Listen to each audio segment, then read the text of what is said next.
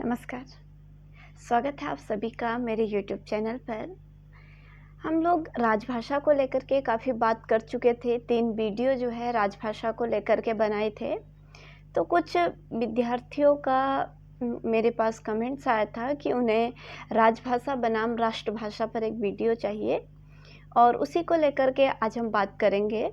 तो सबसे पहले बात करते हैं कि राजभाषा क्या है। तो सीधे सरल शब्दों में अगर कहें तो राजकाज और शासन तंत्र की भाषा जिसका राज्य के कार्य के लिए प्रयोग किया जाता है वो क्या कहलाती है? राजभाषा कहलाती है। सभी सरकारी दस्तावेज राजभाषा में होते हैं। यह सरकार की भाषा होती है, यानी कि ये केंद्र सरकार और राज्य सरकार के आधार पर एक ही अथवा भिन्न भिन्न हो सकती है। ठीक है, ये ध्यान रखिएगा कि जो राजभाषा होती है ये केंद्र सरकार और राज्य सरकार के आधार पर एक ही या फिर भिन्न भिन्न भी हो सकती है। और अगर हम राष्ट्रभाषा की बात करें तो राष्ट्र के बहुसंख्यकों द्वारा बोली जाने वाली, समझे जाने वाली भाषा को हम राष्ट्रभाषा कहते हैं। ये जो राष्ट्रभाषा होती है ये किसी भी राष्ट्र की संस्कृति, पहचान से जुड़ी हुई होती है। तो इस प्रकार एक राष्ट्र में समस्त तत्वों को व्यक्त करने वाली भाषा को राष्ट्रभाषा कहा जाता है। और ये जो राष्ट्रभाषा होती है ये भावनात्मक एकता कायम रखने में महत्वपूर्ण भूमिका निभाती है। तो दोनों में अंतर है। राजभाषा जो है वो राजकाज के लिए प्रयोग की जाती है और राष्ट्रभाषा जो है वो बहुसंख्यकों द्वारा बोली समझी जाने वाली भाषा है। तो अगर भारत के संदर्भ में अगर हम राजभाषा और राष्ट्रभाषा के प्रश्न को देखते हैं तो भारत एक बहुभाषी राष्ट्र है। यहाँ समृद्ध संस्कृति की विशाल परंपरा है जो यहाँ विभिन्न भाषाओं के माध्यम से अभिव्यक्त होती है। इस प्रकार एक राष्ट्र में अनेक भाषाएं व्यवहार में लाई जाती हैं। इनमें से 22 प्रमुख जो भाषाएं हैं उन्हें संविधान द्वारा स्वीकृति भी मिली है, जैसे कश्मीरी, सिंधी, पंजाबी, हिंदी, बांग्ला, असमिया, उड़िया, गुजराती, मराठी, कन्नड़, तेलुगु, तमिल, मलयालम, उर्दू, संस्कृत, नेपाली, मणिपुरी, कोंकणी, संताली, बोडो, डोंगरी, मैथिली, ये सभी भाषाएं संविधान की 8वीं अनुसूची में शामिल हैं और इनमें से किसी में भी हम राजकाज का कार्य कर सकते हैं। ये किसी राज्य की राजभाषा हो सकती है।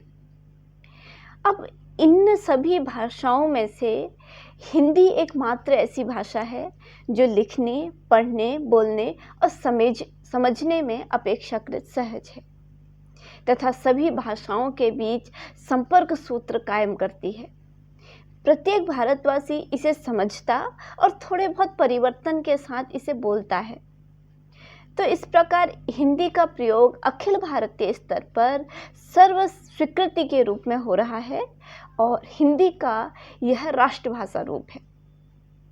जो राजभाषा हिंदी है उसी का ही जो है ये राष्ट्रभाषा रूप है। लेकिन राष्ट्रभाषा हिंदी और राजभाषा हिंदी दोनों के रूपों में पर्याप्त अंतर है। राजभाषा के रूप में हिंदी का प्रयोग संविधान के नियम अनुसार होता है। संविधान द्वारा नियम बनाकर इसका प्रयोग किया जाता है। इसलिए संवैधानिक स्तर पर राजभाषा और राष्ट्रभाषा का एक ही रूप नहीं है। वर्तमान समय में हिंदी राष्ट्रभाषा के साथ साथ लगभग जो है 10-11 जो है राज्यों की राजभाषा भी है और केंद्र शासित संघ और राज्यों की राजभाषाएं हैं, जैसे बिहार, छत्तीसगढ़, हरियाणा, हिमाचल प्रदेश, उत्तराखंड, मध्य प्रदेश, राजस्थान, जम्मू एंड कश्मीर, झारखंड, उत्तर प्रदेश और राष्ट्रीय राजधानी दिल्ली। तो इनकी जो राजभाषा के रूप में भी इन राज्यों में राजभाषा के रूप में हिंदी का प्रयोग किया जाता है। तो इस प्रकार से राजभाषा जो है एक संवैधानिक रूप से इसका व्यवहार में लाई जाती है। अब हम आगे बात करेंगे कि राजभाषा और राष्ट्रभाषा में जो मूलभूत अंतर हैं वो कौन-कौन से हैं। तो राजभाषा और राष्ट्रभाषा में अगर मूलभूत अंतरों की बात करते हैं तो सबसे पहला अंतर है, राजभाषा एक संवैधानिक शब्द है, जबकि राष्ट्रभाषा स्वाभाविक रूप से सृजित शब्द है। इस प्रकार राजभाषा प्रशासन की भाषा है तथा राष्ट्रभाषा जनता की भाषा। दूसरा जो अंतर है वो है, समस्त राष्ट्रीय तत्वों को अभिव्यक्ति राष्ट्रभाषा में होती है, जबकि केवल प्रशासनिक अभिव्यक्ति राजभाषा में होती है। तीसरा अंतर है, राजभाषा की शब्दावली सीमित है, जबकि राष्ट्रभाषा की शब्दावली विस्तृत है। राजभाषा नियमों में बंधी हुई है, जबकि राष्ट्रभाषा स्वतंत्र और मुक्त प्रकृति की है। राजभाषा में शब्दों का निर्माण, प्रवेश आदि विद्वानों एवं विशेषज्ञों की समिति गठित करके किया जाता है, जबकि राष्ट्रभाषा में शब्द समाज से आते हैं तथा प्रचलन के आधार पर रूढ़ होकर मान्यता प्राप्त करते हैं। राजभाषा हिंदी भाषा का प्रयोजनपूर्वक रूप है, इसलिए तकनीकी सृजन है, जबकि राष्ट्रभाषा हिंदी का स्वाभाविक और पारंपरिक रूप है। राजभाषा का प्रयोग क्षेत्र सीमित है, जबकि राष्ट्रभाषा का क्षेत्र इतना व्यापक है कि व्यवहार अंतर्राष्ट्रीय स्तर पर भी होता है। राजभाषा के रूप में हिंदी का प्रयोग उत्तरोत्तर अंग्रेजी की जगह पर किया जा रहा है, जबकि राष्ट्रभाषा के रूप में हिंदी का प्रयोग स्वाभाविक रूप से देश विदेश में सर्वत्र हो रहा है। तो ये तो थे कि राजभाषा क्या है और राष्ट्रभाषा क्या है, और दोनों ही रूपों में जो हम राजभाषा हिंदी और राष्ट्रभाषा हिंदी की बात करते हैं, इन दोनों के अलग अलग रूपों की बात। तो अभी एक जो हमारा इतिहास है उस पर थोड़ा सा देख लेते हैं कि कैसे ये दोनों अलग अलग हुई। तो क्या हुआ कि राजभाषा एवं राष्ट्रभाषा का जो मुद्दा है वो हमेशा से संवेदनशील रहा है।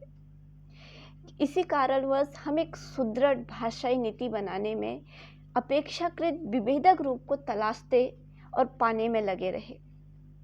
संविधान के निर्माण के समय से ही भाषावार प्रांतों को लेकर के सबसे अधिक बहस हुई।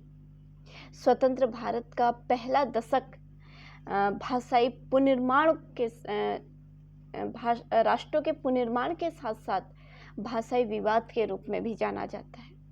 इस दशक में भाषाई विवाद के दो पक्ष थे, एक भाषावर प्रांतों का गठन और दूसरा राजभाषा के रूप में हिंदी पर विचार। उस समय भारतीय राजनीति अन्य समस्याओं में इतनी उलझी हुई थी कि उसने भाषाई अलगाव को महत्व नहीं दिया। लेकिन जब भाषाई आधार पर राज्यों के मांग उग्र रूप धारण किया तो स्वार्थवश जो है राजनीति उसके समक्ष झुक गई और एक देश एक भाषा का प्रश्न हमेशा विवाद का विषय बना रहा। तो यही कुछ कारण थे। इसके अलावा भी कुछ अन्य कारण थे जिसके कारण राजभाषा और राष्ट्रभाषा एक ही नहीं हो पाए। इसीलिए आज हम राजभाषा बनाम राष्ट्रभाषा पर बात कर रहे हैं कि राजभाषा का रूप अलग है, राष्ट्रभाषा का रूप अलग है। तो आप सभी लोगों को राष्ट्रभाषा और राजभाषा में अंतर समझ में आ गया होगा। यदि इसके बाद भी किसी प्रकार की कोई दुविधा इत्यादि हो तो आप कमेंट्स के माध्यम से मुझे अवगत करा सकते हैं। मैं आपकी दुविधा को दूर करने की कोशिश करूँगी। आप सभी का बहुत बहुत धन्यवाद।